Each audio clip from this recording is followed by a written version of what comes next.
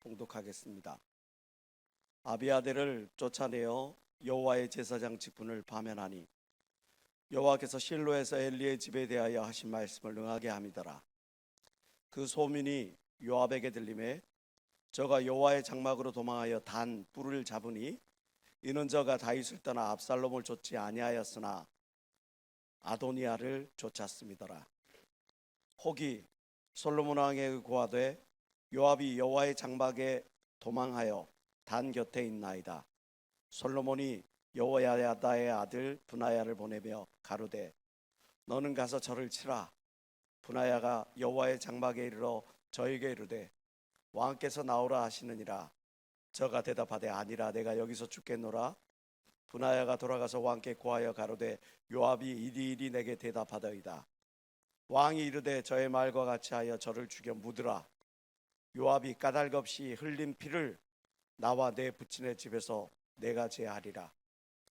여호와께서 요압의 피를 그 머리로 돌려보내실 것은 저가 자기보다 의롭고 선한 두 사람을 쳤음이니 곧 이스라엘 군대장관 네넬 아들 아브넬과 유다 군대장관 에델의 아들 아마사를 칼로 죽였습니다.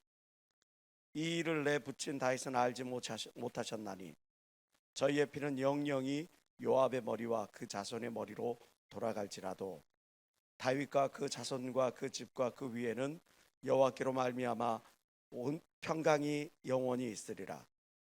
여호와의 아들 분하야가 곧 올라가서 저를 쳐 죽임에 저가 거친 땅에 있는 자기의 집에 매장되니라. 잠언 25장 13절은 우리가 다 같이 함께 합독하시겠습니다. 시작.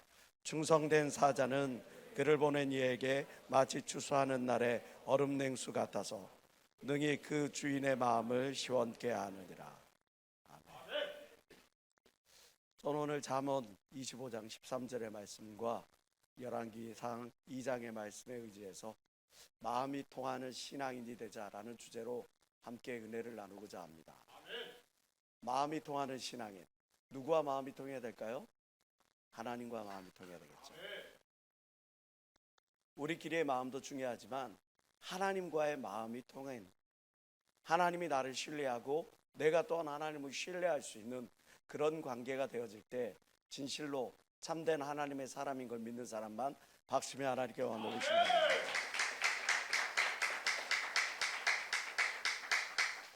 여러분 혹시 지음지교라고 하는 고사를 아십니까? 서로의 마음을 헤아릴 줄 아는 지기라는 의미로 쓰여지는 지음지교. 사실 이 지음지교에 나오는 고사에 나오는 두 사람은 신분 차이가 어마어마했죠. 검은고를 잘 다뤘던 베가는 굉장히 뛰어난 학식이 풍부한 많은 사람들에게 존경받는 그런 인물이었고요. 반면에 종자기는 일개 나무꾼에 불과했습니다. 그런데 많은 사람들이 이 베가의 검은고 음악을 듣고는 아 훌륭하다, 아 좋다 라고 이야기는 했지만 그러나 이 베가가 정작 어떤 음악을 연주하고 있는지 어떤 심정을 가지고 있는지는 아무도 헤아리지 못하고 있었어요. 오직 나무꾼이었던 저 종자기만 알고 있었죠. 베가가 높은 산을 생각하면서 거물고를 연주를 하면 아, 저 높은 산에 그 엄청난 기상이 느껴지는구나 라고 종자기는 평했고요. 베가가 흐르는 강물과 저 대양을 생각하면서 거문고를 연주를 할 때는 아, 저 아름다운 넓고 포근한 그 모든 것들 너무나 아름답구나 라고 이렇게 무릎을 칠 정도로 이 종자기는 베가의 마음을 잘 헤아리고 있었습니다. 그래서 늘 베가는 이렇게 고백합니다. 나의 마음, 나의 음을 헤아려 줄 아는 자는 오직 종자기뿐이로다. 그런데 시간이 지나고 이 나무꾼은 어느 날 갑자기 급사하고 말았죠. 종자기가 죽고 난 다음에 그 소식을 뒤이어 들은 베가가 이제 나의 이 고문고 음을 제대로 헤아려 줄 사람이 없는 것을 너무나 한탄한 나머지 자기가 아끼던 거문고줄을 끊어버리고 맙니다. 지음지교를 잃어버렸기 때문에 그는 자신이 아끼던 검은 고주를 끊어버리고 말았죠. 음을 연주하는 사람의 그 마음을 헤아릴 줄 알고, 그 헤아릴 줄 아는 사람이 얼마나 귀하다는 것을 서로가 존중해주는 이렇게 지음지교, 나와 하나님과의 관계가 이러한 관계가 된다면 얼마나 좋을까.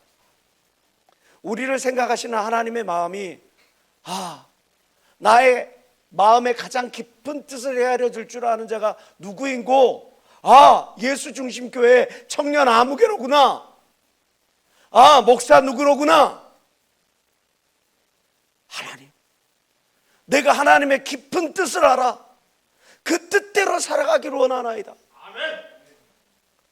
데살로니가 전서를 통해서 사도 바울은 이렇게 우리에게 권면합니다. 범사에 헤아려 좋은 것을 취하고, 여기서 좋은 것이라고 하는 것은 하나님이 기뻐 받으시기에 합당한 것을 말합니다. 하나님이 기뻐 받으시기에 합당한 것을 범사에 헤아려 취하고 악은 모양이라도 버려버려라. 그러할 때 나와 하나님과의 관계가 지음지교의 관계, 튼실한 관계 될 거 믿는 사람만 박수며 하나님께 언어 주시기 바랍니다.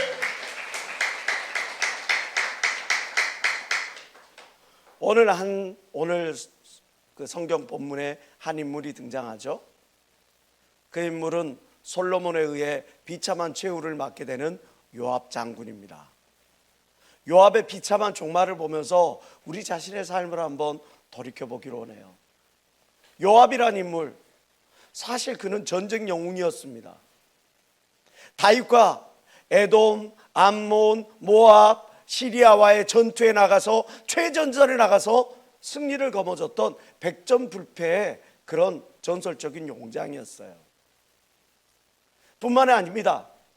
다윗이 도읍을 정해야 되는데 그 당시 그 누구도 넘어보지 못했던 난공불락의 성이었던 여부수족이 살고 있던 그 성을 다윗을 대신해서 그가 직접 가서 그것을 쳐 부수고 그리고 다윗에게 바쳤어요. 그 성이 바로 다윗성, 예루살렘 성이 되는 겁니다. 다윗이 나중에 자기가 자기의 부하 우리아의 아내 밧세바가 너무 아름다운 것을 보고 그것을 취하려고 할 때 이 다윗과 함께 공모해서 우리아를 쳐 죽이는 그 계획을 짰던 인물도 바로 이 요압이에요. 다윗 시대의 국방부 장관이었고 혁혁한 무공을 나타냈던 이 사람을 왜 다윗은 죽어가면서 그의 아들 솔로몬에게 이 요압을 쳐 죽여라 유언을 남길까요? 그리고 왜 이 솔로몬은 그 유언을 이어서 이 끝까지 여호와의 전에 그 달의 뿔을 붙잡고 내가 여기에 있으면 내가 살 거야, 내가 하나님의 전에서 칼부림을 할 수는 없으니까, 하나님의 전에서 그 누구도 죽일 수는 없으니까, 그런데 그를 기어코 끌고 내려와서 그를 쳐 죽이는 일을 왜 자행하게만 했을까?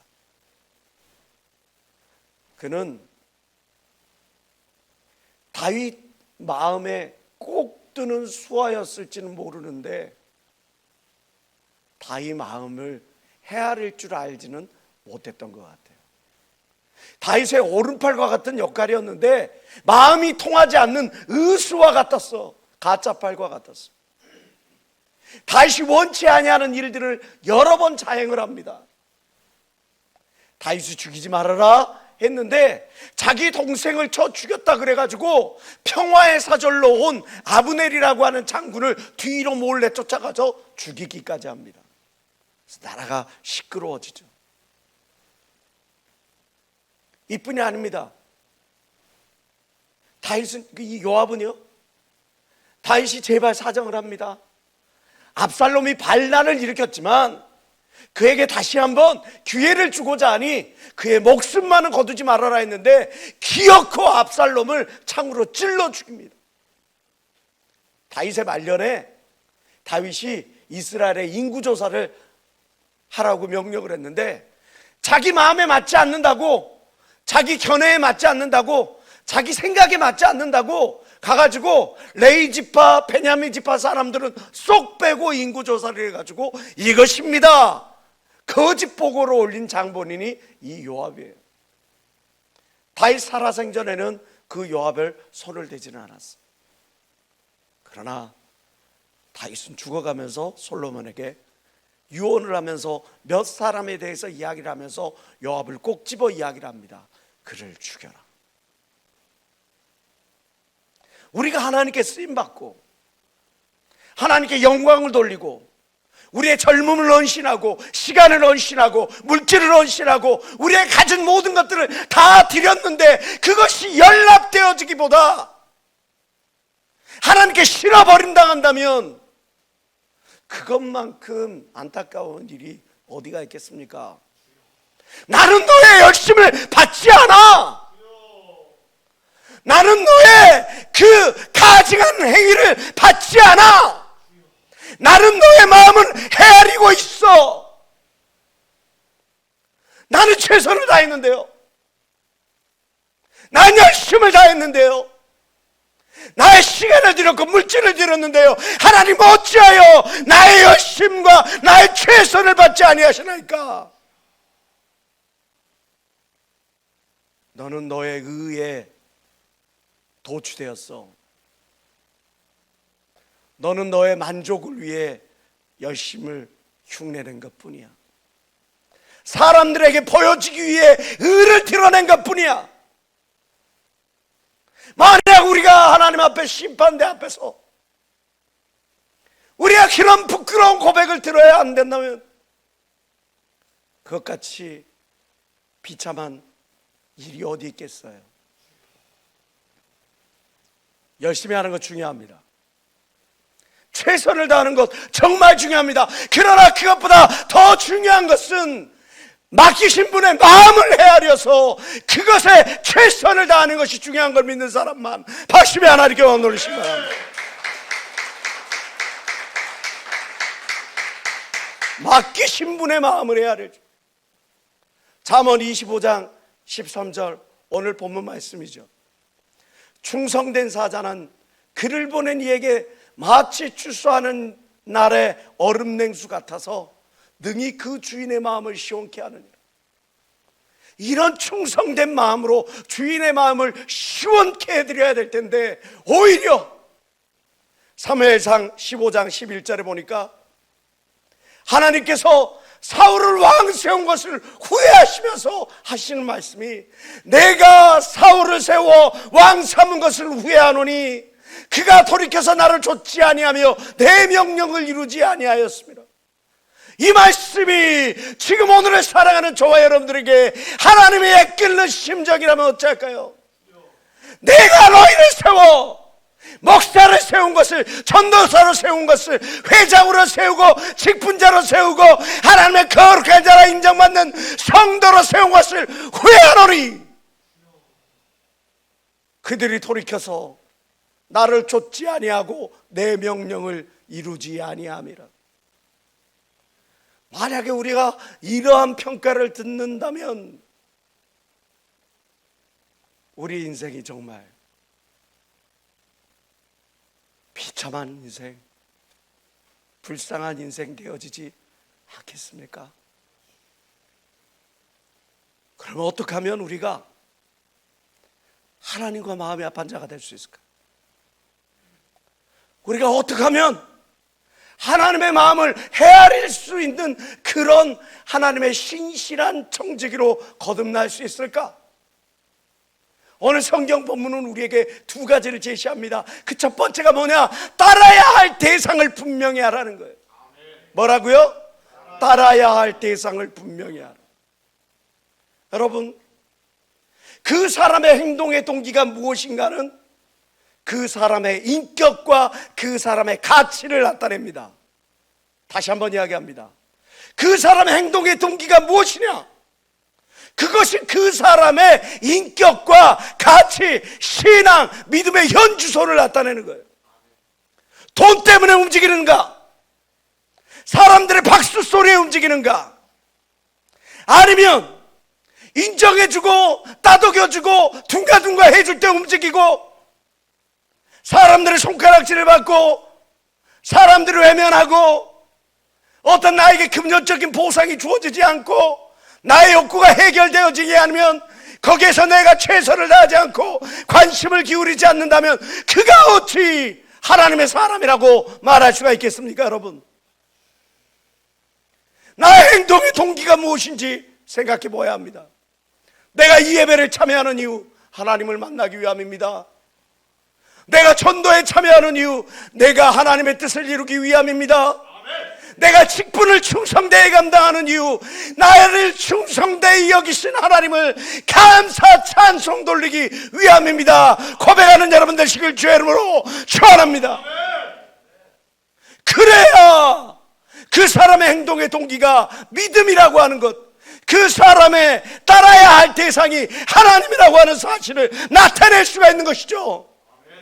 나의 행동의 동기가 불분명해, 감정이야, 사람들의 어떤 손가락질, 그 박수 소리에 움직일 줄 안다면, 여러분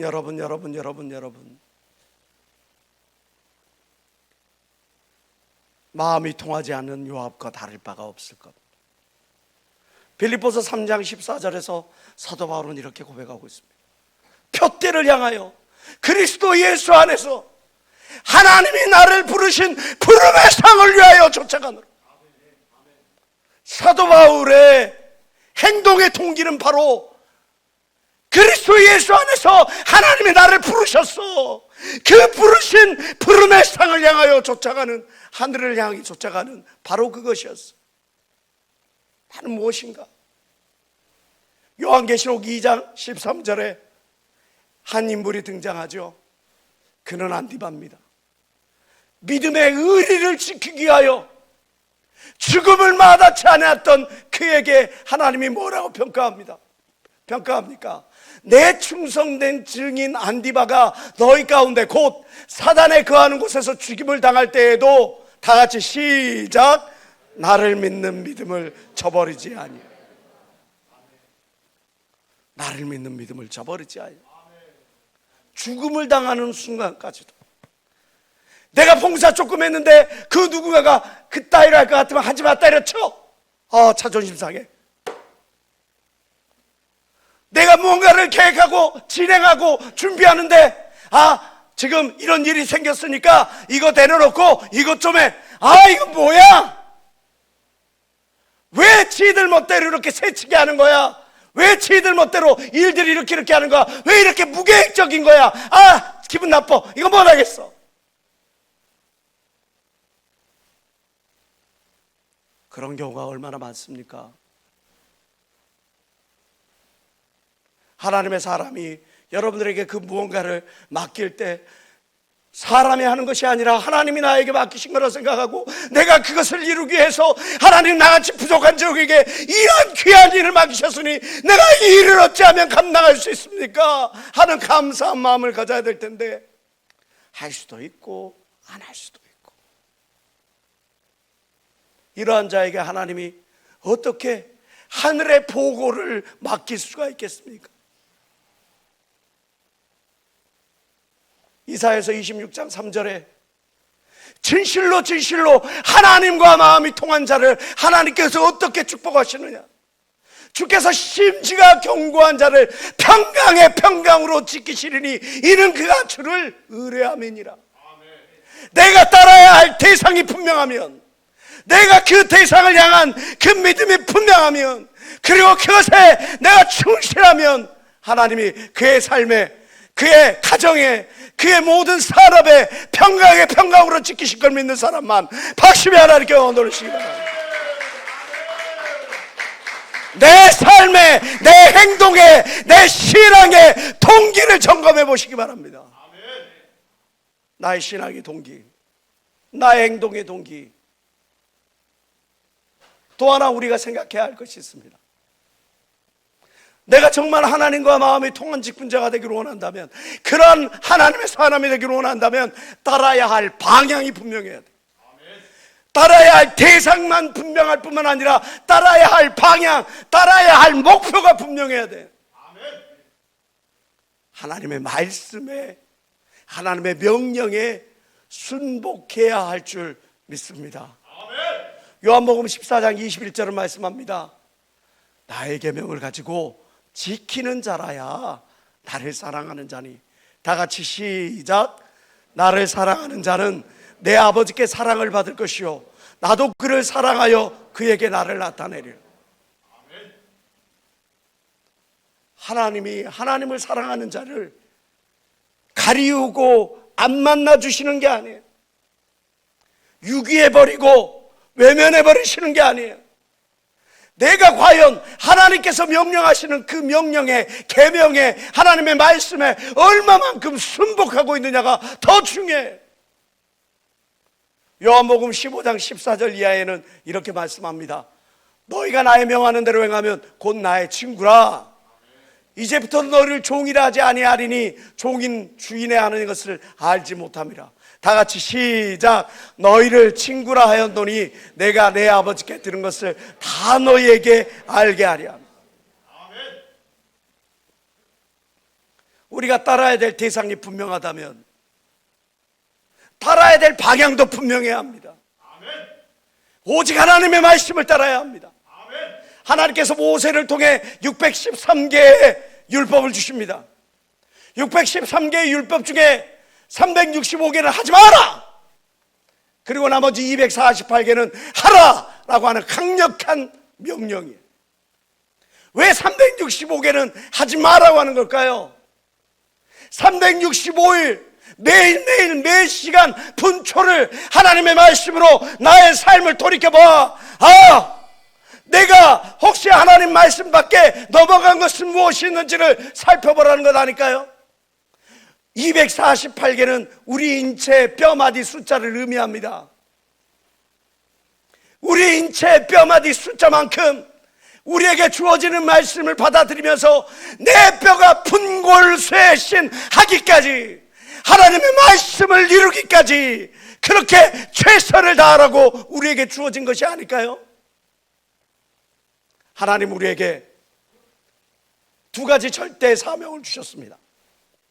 성경을 보면 첫 번째는 문화 대사명을 주셨습니다.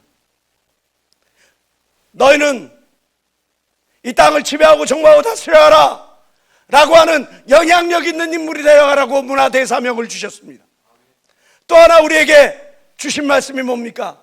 너희는 온 천하에 다니며 만민에게 복음을 증거하라고 말씀하시는 전도 대사명을 주셨어요.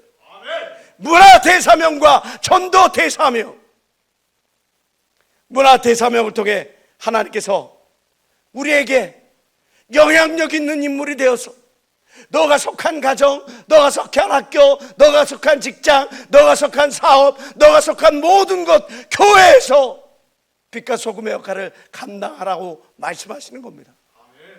그와 마찬가지로 온 천하에 다니면서 복음을 증거하라고 하나님께서 우리에게 명령하시는 그 명령에 우리는 과연 얼마만큼 순복하고 있습니까? 크리스찬이라는 뜻이 뭡니까?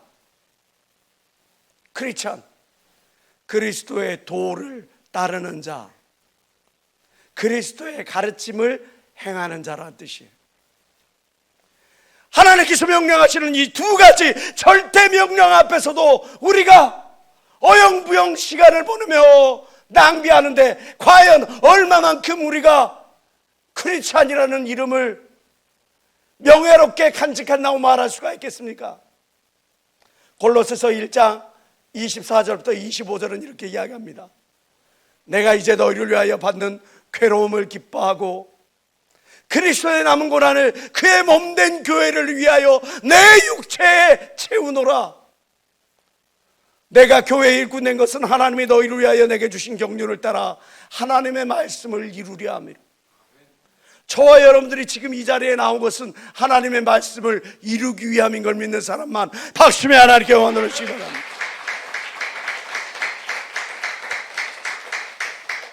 그러려면 그리스도의 남은 고난을 내 육체에, 교회를 위하여 내 육체에 채우는 그 수고로움이 우리 가운데 있어야지요. 빌립보서 1장 19절을 통해서 사도 바울은 동일하게 말합니다. 그리스도를 위하여 너에게 은혜를 주신 것은 하나님께서 심령의 은혜를 주고 지금 여러분들 모든 심령의 은혜를 주신 것은 다만 하나님을 믿을 뿐만 아니라 또한 그를 위하여 고난도 받게 하기 위함이다. 하나님을 믿고 은혜를 받고 축복을 받는 것뿐만 아니라 고난을 함께 받는 거예요. 그 고난이 무엇입니까? 내게 주어진 십자가를 지고 나를 따르라. 하나님께서 내게 명령하시는 그예요. 하나님께서 말씀하시는 그 십자가가 무엇입니까? 그 십자가를 지고 따르는 것이 하나님이 참으로 기뻐하는 것인 줄 믿는 여러분들 되시길 주의 이름으로 축원합니다. 다니엘서 12장 13절은 이렇게 이야기합니다. 지혜 있는 자는 하늘의 궁창과 같이 빛날 것이요. 다 같이 시작.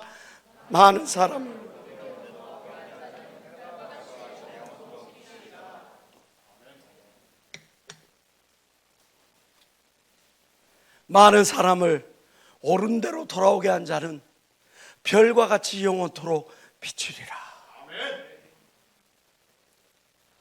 나는 정말 하나님의 이 절대 명령 앞에 얼마만큼 신실하게 내 삶을 통해 부흥해 가고 있는가 점검해 봐야 되지 않겠습니까? 아멘. 나는 따라야 할 대상이 분명한가? 나는 따라야 할 목표 방향이 분명한가? 스스로를 한번 생각해 보시기 바랍니다. 아멘. 스바냐서 3장 17절은 이렇게 이야기를 합니다. 너희 하나님 여호와가 너희 가운데 계시니 그는 구원을 베푸실 전능자시라. 그가 너로 인하여 기쁨을 이기지 못하시며 너를 잠잠히 사랑하시며 너로 인하여 즐거이 부르며 기뻐하시리라. 이 말씀이 저와 여러분들에게 주어지는 하나님의 기쁨의 찬양 소리가 되어진다면 얼마나 좋을까요? 하나님께서는 다윗을 통해서 이렇게 고백을 하시죠. 다윗을 왕으로 세우시고 증거하여 가라사대 내가 이새의 아들 다윗을 만나니 내 마음에 합한 사람이라. 여기서 합한 사람이라는 의미는 검증되었다, 프루브드라고 하는 뜻이. 내 마음에 합한 사람이라 내 뜻을 다 이루게 하리라. 하나님의 뜻을 다 이루게 하리라. 하나님이 기뻐하시며 즐거워하시며 그의 뜻을 다 이루게 하시는 그러한 은혜가 우리 가운데 있다면 얼마나 좋을까. 근데 마태복음 22장과 누가복음 14장에 보면 참 재미난 일화가 등장합니다. 그 내용을 볼 것 같으면요, 왕이 어느 날 잔치를 베풀어요. 잔치를 베푼 다음에 그러고 나서 사람을 초청하는데 사람들의 그 각각 이야기하는 바가 참으로 가관입니다. 한 사람은 이야기를 합니다. 제가요 밭을 샀는데 그 밭을 보러 가려고요 그 잔치에 참여하기가 힘들겠습니다. 한 사람은 이야기합니다. 제가요 소를 5겨리를 샀어요. 어마어마한 부자죠. 5겨리를 사서 그 소를 시험하러 가니까 그것 때문에 제가 갈 수가 없을 것 같습니다. 또 한 사람은 이야기합니다. 제가 장가를 갔습니다. 그래서 갈 수가 없습니다. 변명하는 내용들은 제각각이지만 그 모든 내용들을 한마디로 요약하면 못 간다라는 뜻이에요. 나는 못 갑니다. 갈 수가 없습니다. 근데 이 내용을 보면 참 재밌죠? 흥미로워요. 그리스인들은 하루에 4번 식사를 합니다. 로마인들은 하루에 3번 식사를 하고요. 그리고 히브리인들은 하루에 2번 식사를 합니다. 오전 늦게 아점을 먹고 그리고 저녁에 모든 일과를 마친 다음에 저녁을 먹는 게 이 히브리인들의 식사 습관이에요. 자, 이거를 생각하고 이 사람들이 하는 말을 한번 생각해 보겠습니다. 모든 일과를 마치고 왕이 잔치를 배설하고 사람들을 불러 모았어요. 밭을 샀어요. 밭을 보러 가야 돼요. 깜깜한 밤중에 아무것도 보이지 않는 곳에 밭을 보러 간다고요? 소 다 5겨리를 샀어요. 그 5겨리를 갖고 시험해 보러 가요. 세상에 소를 사는데, 밭을 사는데, 땅을 사는데 그것들을 제대로 살펴보지도 않고 사는 경우도 있다니까. 그것을 굳이 아무것도 보이지 않는 깜깜한 밤중에 그것을 시험해 본다고요? 전 장가 갔으니까요. 장가 가면 하루 종일 꼼짝도 못하고 집에서 지켜 보내야 된다는 겁니까? 오늘날 이러한 변명을 저와 여러분들이 하고 있는지도 모릅니다. 저는 성격이 내향형이라 내성적이고 말주변이 없어서 그래서 난 전도를 못해요. 나는 사람들 앞에 내 스스로 이거를 내세우지를 못해요.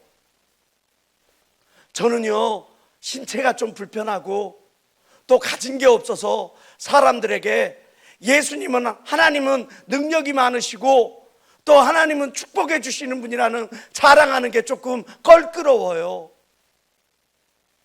저는요, 이래서요, 저는요, 저래서요.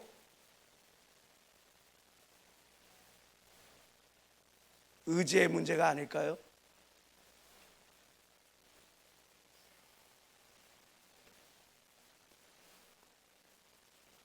시너지 효과를 우리는 잘 압니다. 1 더하기 1을 하면 2라는 에너지가 나와야 될 텐데 1과 1이 합쳐져 상승 효과 때문에 3, 4 이상의 에너지를 나타내는 것을 시너지 효과라고 하죠. 우리가 잘 아는 기러기 비형이 대표적인 케이스라고 할 수가 있겠습니다. 이와 반대되는 개념이 링겔만 효과라고 하는 거죠. 군중 앞에서 한 개인의 역량이 오히려 더 약화된다는 의미예요. 쉽게 이야기를 하면 1 더하기 1이 2가 되려면 1이 제대로 된 1의 역할을 해야 되는데 그 1의 역할을 하지 않는 거야. 왜? 누군가 하겠지. 나 아니어도 돼 라고 하는 안이한 생각 때문에. 군중이 모이면 오히려 더 파괴력이 생기고 오히려 시너지 효과가 생겨야 그것이 하나님이 기뻐하시는 그러한 모습일 텐데 어찌 반대로 사람들이 자기 즐길 것만 생각하고 자기 누릴 것만 생각하고 정작 자기가 감당해야 될 것을 외면해버리는 그러한 모습들, 참된 하나님의 자녀들의 모습이라고 말할 수가 있을까요? 총희장 목사님께서 올 한해 부흥의 원년을 삼는다고 이야기를 하시면서 전도를 위해 사력을 다하는 모습을 우리는 보고 있습니다. 목사인 저마저도 정말 하루에 설교를 한 편, 두 편을 준비한다는 게 얼마나 어려운 거를 저 자신 너무나 잘 알아요. 음식도 마음대로 먹지 못하고 잠도 마음대로 자지도 못하고 온 신경을 거기에 쏟고 하나님 나를 써주시옵소서, 나로 말미암아 혹시 시험에 드는 자가 없길, 나의 입술의 말로 인하여 누구 혹시 좌절하는 자가 없길, 죽어가는 자가 없길, 오히려 내가 온전히 주를 위하여 복음에 쓰임받는 그런 도구 되어지길 원하는 마음으로 몸과 행동 모든 것들을 조심하면서 정말 기도로 준비를 해요. 70이 넘은 고령에 여러분들은 예배가 끝난 다음에 가니까 잘 모르겠지만 저는 끝까지 남아서 모든 현장을 보는데 휠체어에 앉아있는 그 모든 무리들까지 다 한 사람 한 사람 안수하면서 하나님의 살아계심을 나타내 보이려고, 하나님의 그들에게 심령의 믿음을 전수해달라고 기도해주는 그 모든 땀방울들을 직접 옆에서 바라보고 있어요. 빌립보서 2장 13절에 너희 안에서 행하시는 이는 하나님이시니 자기의 기쁘신 뜻을 위하여 너희에게 소원을 동호해 가게 하시는, 하나님께서 총회장 목사님에게 소원을 두신 거죠. 야, 이 조성 목사야, 내 사랑하는 종아, 코로나라고 하는 이 장애 때문에, 재해 때문에 수없이 많은 사람들이 나에게서 마음이 멀어졌구나. 편하기를 즐겨하고 안일함에 빠지고 더 이상 복음을 증거하는 자가 없구나. 더 이상 모여 기도하는 교회가 없구나. 너가 나가서 내 대신에 나팔수가 되어주고 내 손과 발이 되어주렴 하는 그런 마음으로 그 목사님의 심령에 이 말씀을 주니까 저렇게 뛰어다니신 거예요. 여러분, 오늘 본문의 말씀, 충성된 사자는 그를 보낸 이에게 마치 추수하는 날에 얼음 냉수와 같아서 능히 그 주인의 마음을 시원케 하는. 우리가 정말 하나님의 마음을 시원케 해드리기 위해 나아가서 전도할 수 있습니다. 지금 잠시 잠깐 미혹에 들고 시험에 빠진 영혼들에게 하나님 앞으로 다시 한번 그 손길 내밀어 이끌어낼 수 있습니다. 하나님이 그걸 원하십니다. 또한 기도할 수 있습니다. 그 영혼을 위하여 간절히. 오늘도 저는 한 영혼을 3주 동안이나 마음에 품고 기도했더니 그 영혼이 주님 앞에 20년 만에 나타났어요. 제가 그 영혼을 위하여 넣고 눈물로 기도하기 시작할 때 그 영혼의 꿈에 내가 찾아가서 그 영혼을 하나님으로 인도했어요. 오늘 청장년 예배에 인도했어요. 여러분, 기도할 수 있습니다. 여러분, 하나님의 마음을 품을 수 있습니다. 하나님의 말씀을 가지고 그 영혼들에게 초청할 수가 있습니다. 의지일 뿐입니다. 내가 하나님의 사람이라 거룩한 마음의 부담감이 있어야 되지 않겠습니까? 내가 정말 충성된 사자이라면 하나님을 향한 거룩한 사명감이 있어야 되지 않겠습니까? 다시 한번 우리 모두 정말 하나님이 나에게 영혼을 붙여주셔서 하나님이 기뻐하시는 그 일을 감당할 수 있도록 도와주시옵소서. 내가 하나님 충성된 사자가 되어 하나님의 마음을 시원케 드리게 하여 주시옵소서. 저 잠시 동서로 기도합니다. 주여, 주여.